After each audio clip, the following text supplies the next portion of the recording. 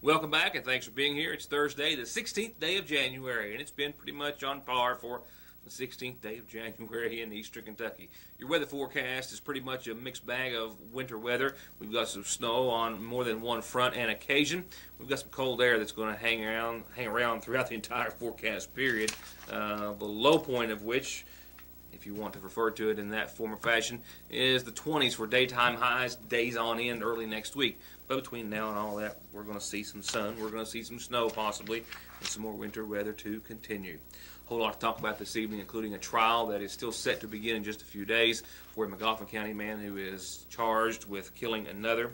And what did a few hundred people think were the most important aspects and problems and positives concerning the health of McGoffin County and its future? Well, that was the very topic today at the latest segment, or in the latest segment or phase of the ongoing community health assessment. We'll take you there and let you hear what they discussed. And a lot of other news to, of course, work in the mix as well.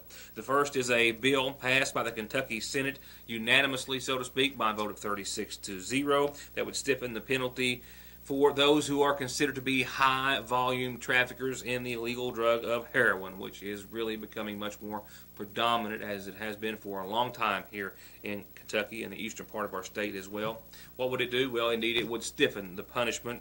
It would also require the state Medicaid program to pay for at least some substance abuse treatment programs, and a portion of money saved from the state's corrections reform law would also go to further treatment and anti-drug education programs. The vote, as I said, did come down to a unanimous decision, 36-0, after a Senate committee was told just how devastating the facts of heroin are and just how serious the situation is in eastern and the rest of the state as a whole.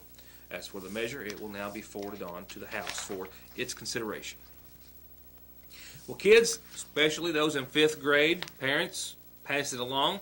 This was a press release sent to me today from the state, and we thought we would certainly let our young people in on it. The Kentucky State Police, actually, are calling for all 5th grade students across the Commonwealth to compete in the National Missing Children's Day poster contest sponsored by the Department of Justice in Washington, D.C. The Kentucky State Police is going to select one nominee from the state of Kentucky to participate in the national level competition, and that nominee gets an award of excellence from Kentucky State Police and their poster prominently displayed at the Kentucky State Fair in their Safety Town exhibit.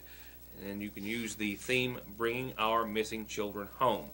The contest will highlight America's united goal to bring missing children home safely and provide teachers and parents with tools to educate children about safety and prevention of child abuse. The winner of the contest, here's what you'll want to pay attention to. The winner of the national contest will be determined in late April and receive a U.S. savings bond and a free trip to Washington, D.C. to participate in the National Children's Day ceremony to be held on May the 21st. KentuckyStatePolice.org is where you can go to find out more. That's their website. It's all spelled out as KentuckyStatePolice.org on the internet. There you can find out more about the contest once again for our 5th grade students across the state of Kentucky. FYI, I was just having a discussion earlier today about this very topic. I'll spare you the details of that, but a point I was making in that was that China has now bought more U.S. government debt last year, increasing its holdings of treasuries to an all-time record of $1.3 trillion as of November. Statistics that go a long way to underscore how reliant the U.S. and Chinese economies are on one another, even as political tensions do somewhat often emerge. According to figures that were, from what I understand, not really meant to be released, but were released last evening on the U.S. Department of Treasury's website, China's holdings of treasuries increased by about almost 1% in November to $1.317 trillion. That's up from just over $1.3 trillion the month before. If you go back a year, China's holdings increased more than 11%. Local news after these messages. January is Employee Month at Hutch Chevrolet, as you will buy like a Hutch employee. You pay what we pay.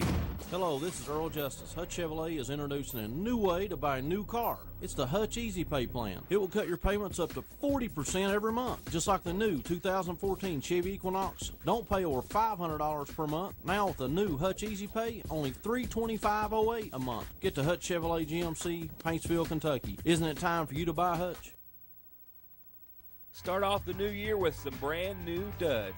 Regardless of how hard you have to work or how hard you want to play, if you're stepping out or if it's what you're stepping in, Red's Boot Barn has got you covered with work, play, and western boots by Muck, Ariat, Redwing, Blackjack, and more, and winter and western wear by Wrangler, Ariat, Miss Me, Outback, and Carhartt, just to name a few. Happy 2014 from everyone at Red's Boot Barn in Salyersville. At the end of every race, Mark Martin hangs up his driving gloves. He hangs up his fire suit.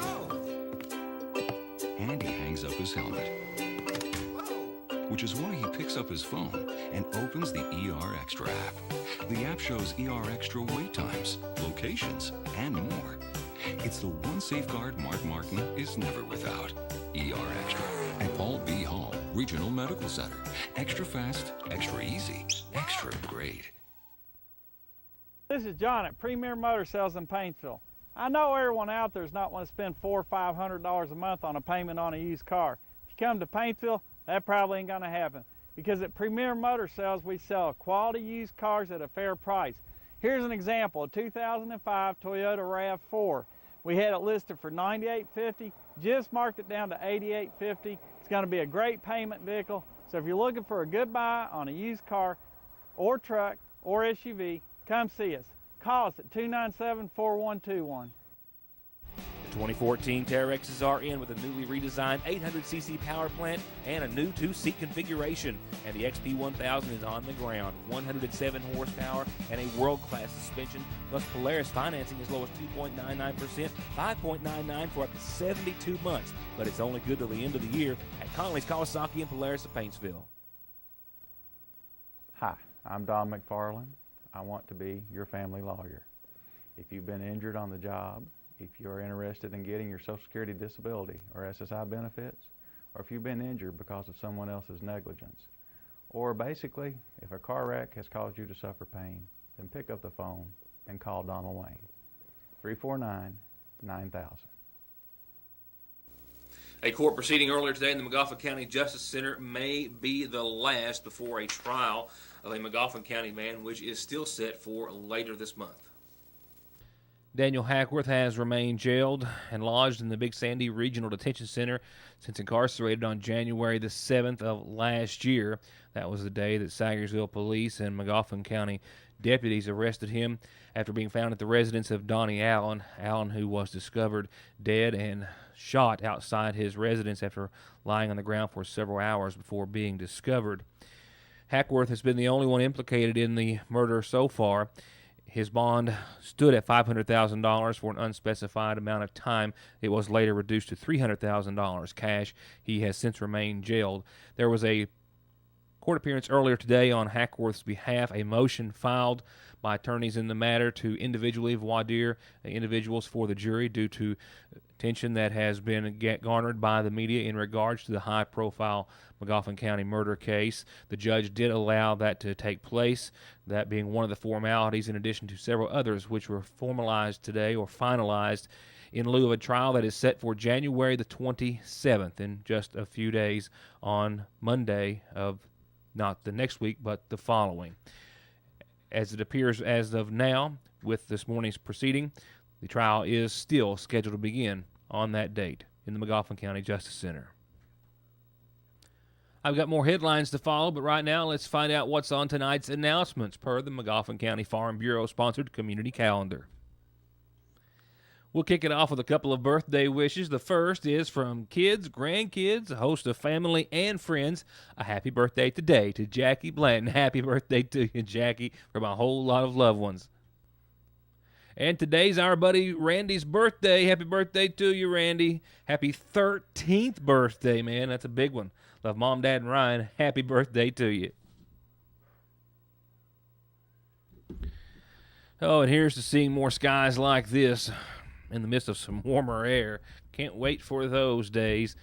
I guess the good news is with this month, which has flown by, we're already more than halfway through, is that we're just that much closer to spring. Can't wait. This one's going to be well earned, I've got a feeling, as if it's not been already. Just a reminder to our McGoffin County senior citizens, tomorrow is Commodity Day. You can pick up your food boxes 12:30 to 2:30. And also a reminder to those members who were receiving 2 boxes per household, now only allowed to pick up 1 due to cutbacks, which has reduced the total number of boxes being dispersed by 12. But nevertheless, tomorrow, 2 hours beginning at 12:30. A reminder about Revival that began tonight, continues tomorrow night, and Saturday night as well, 7 p.m. nightly at New Life Worship Center, and this is your invitation to join them. They'll have special ministers each and every night, and once again, you're invited. If you have any questions, call 349-3055. Just received word from Salyersville City Hall earlier this afternoon that the City Council meeting that was due to be held this Monday evening, the 20th, has been rescheduled in lieu of the fact that Monday is officially a holiday. They have reset it, of course, for the following Monday, the 27th. We'll receive an agenda next week. The meeting time will be 7 o'clock as usual, and I'll be reminding you as usual. The McGoffin County Water District also wants us to remind you that they'll be closed Monday in observance of Martin Luther King Jr. Day. And that's about it. Just a reminder, you can still drop off those unused, unneeded eyeglasses at the McGoffin County Senior Citizen Center. They'll be collected and forwarded on to some folks who desperately need them. You still have a few days left to get your strawberry and grafting rootstock orders in at the McGoffin County Extension Office. You can call them at 349-3216 or just come on by. And you can always do the same for us, or mail your announcements to Post Office Box 1443 in Salyersville. You can get it here by phone, by fax, by email. I'm on Facebook at Ritter Mortimer, and you can always leave them here at the newsroom if we're not, which we are usually not, in the brass box on the front door.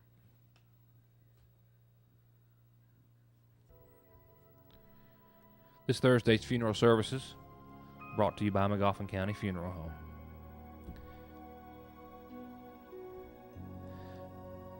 Linda Sue Salyer, 67, of Salyersville, passed away on the 13th, the daughter of the late Oscar and Edith Sherbein. She survived by her husband, Danny Neal, sons Keith Lynn Carr and stepson Michael Keith Salyer, daughter Catherine Lynn Carr Snyder, and stepdaughter Ashley Michelle Salyer, with visitation to begin 8 o'clock this Saturday morning and until services, which begin at 2 the same day, all of which from the McGoffin County Funeral Home Chapel, and burial will follow services at the Bruce Arnett Cemetery at Lakeville. Harold Dean Collins, 74, of Collins Road, passed away on yesterday's date. On Tuesday of this week. He was married to Dolores Evelyn Gullett Collins, who survives, as well as his son surviving, Timothy Collins, and daughters Leila Coldiron, Dina Gibson, and Jennifer Howard. Visitation for Harold is this evening. It continues all day tomorrow and until services. They'll start in his honor Saturday morning at 11.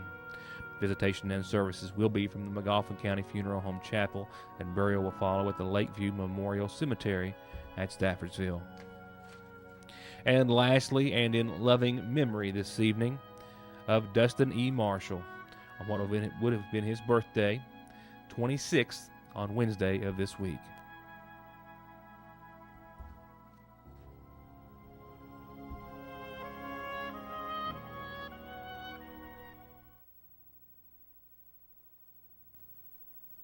Faster, friendlier, family-owned Parkway Pharmacy, open 8:30 till 6:30 Monday through Friday in the new McGoffin Medical Plaza under the care of local pharmacist Jesse Rudd. To make Parkway Pharmacy your pharmacy, come by or give us a call at 349-4400. Let's do this. Can't believe my daughter wants to marry a Hatfield. And I can't believe my son fell in love with a McCoy. I got one thing to say. They're going to have the wireless plan with the best service. And I say they're going to have the wireless plan with the biggest savings. Daddy! Hush up, Mary Beth. Pa, stay out of this, Jonah. We're done talking. You got that right. Better service. Bigger savings. Daddy, we've both got Appalachian Wireless. Better service. Bigger savings. That's today's Appalachian Wireless.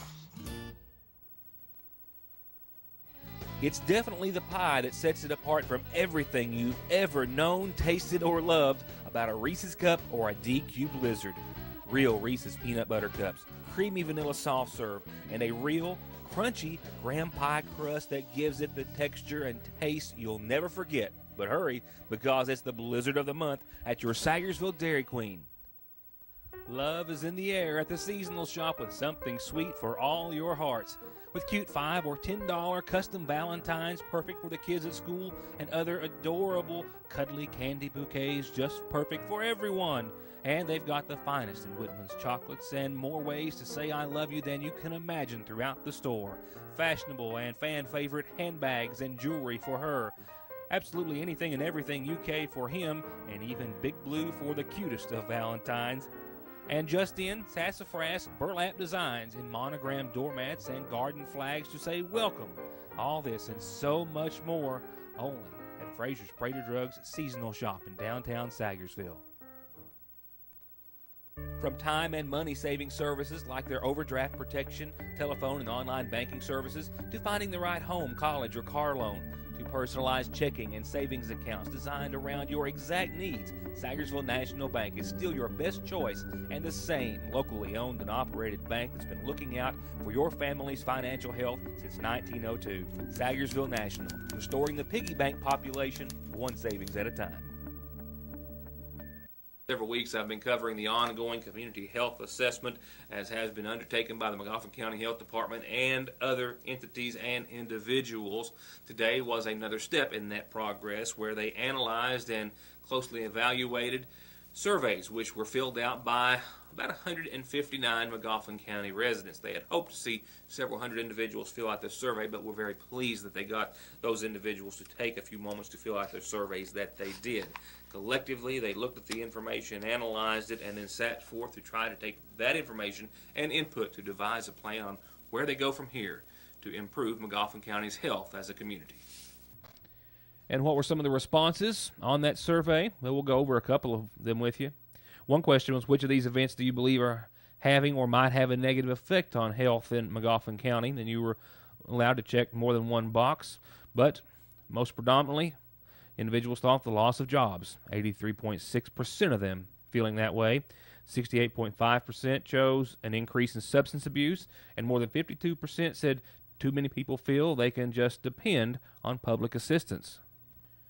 When asked to select the top 3 risk factors that negatively affect health in Magoffin County, you probably won't be surprised to realize that lack of employment and substance abuse were the top 2. In fact, they were exactly the same. 67.1% believe those are the 2 most predominant factors that affect health negatively in Magoffin County. Third was lack of law enforcement at 22%. And then who filled out these surveys? Well, 27.8% of those who did had a high school education. 26.6% had a bachelor's degree or higher. 34% were ages 46 to 60, and 18% were 18 to 24. 21% had a total household income of between $10,000 and $25,000. The highest one group there.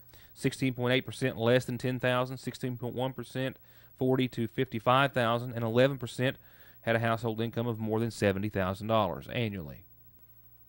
In all, 159 individuals took time to fill out the survey, 96.8% of them living in Magoffin County, while 61% actually work here in Magoffin, nearly 80% of them being female.